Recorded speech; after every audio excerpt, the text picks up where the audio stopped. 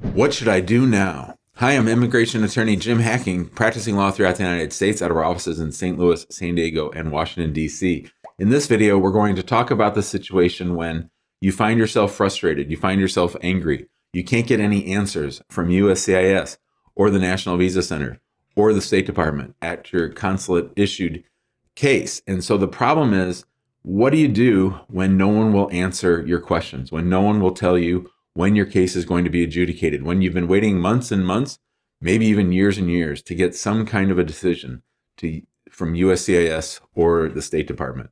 And we're talking about green cards, we're talking about immigrant visas, we're talking about asylum, talking about citizenship. We're talking about any situation in which the government agency is not doing their job. They're sitting on their ass and they're not processing your case.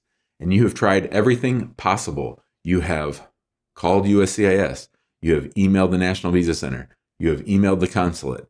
You have asked your senator or congressperson to get involved, to intervene, to send in a service request on your behalf. You've made service requests with USCIS. You've reached out to the USCIS ombudsman. You've waited online on the phone forever trying to talk to a tier 2 officer to get answers about your case.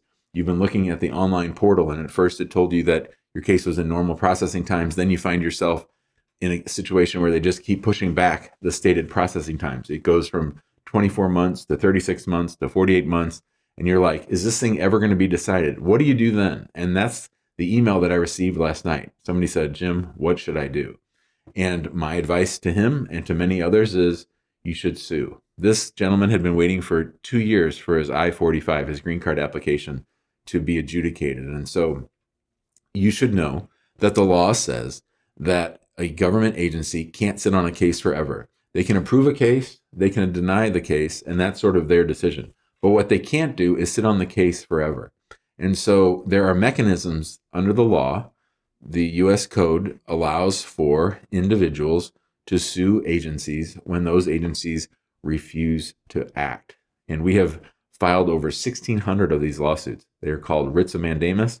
And we also bring a claim under the Administrative Procedures Act, the APA.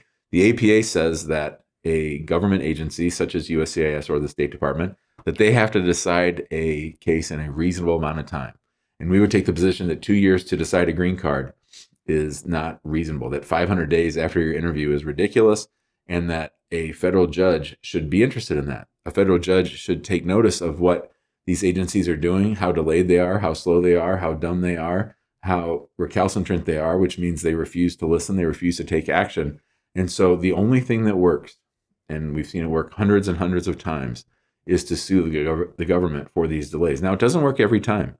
Every now and then, in about 5 to 7% of the cases, USCIS or the State Department, for whatever reason, files a motion to dismiss, and they say, Judge, we know that Hacking's been waiting a long time, but we don't think he's been waiting too long, and we have all these other cases in front of them, and they're trying to jump the line, and we're trying to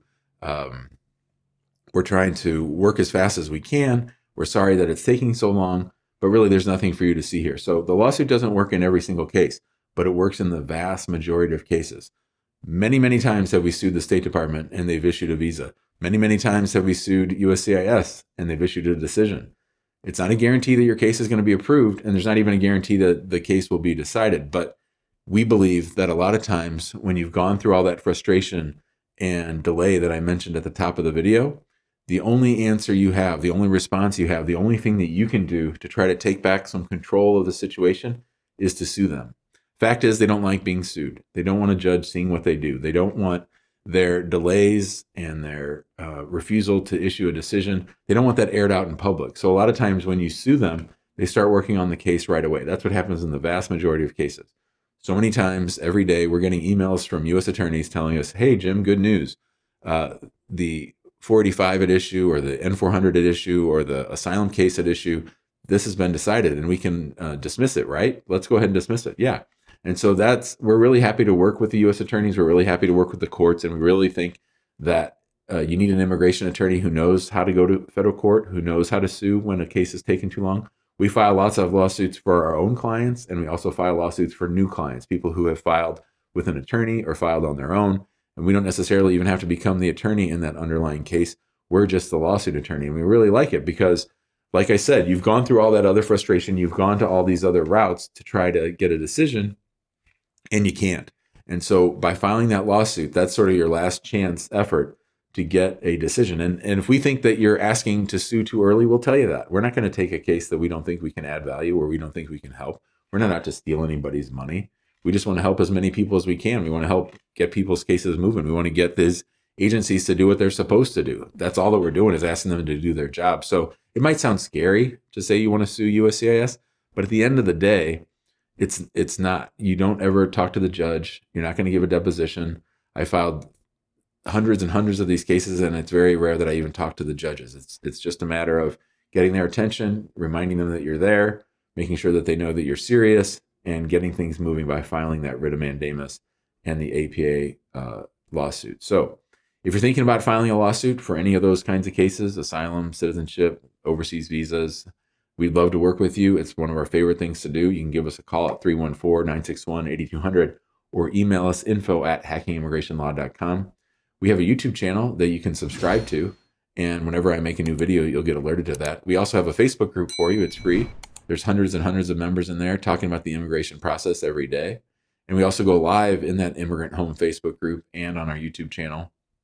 And that's where we answer as many immigration law related questions as we can in 60 minutes a day. So we do that 3 or 4 times a week, sort of a free resource for people. Some people really like to watch that show every single day. They learn a lot about immigration, and frankly, a lot of the people are becoming friends with each other. It's sort of fun. So hope you found this video helpful. If you did, give us a like and subscribe, and we'll see you next time.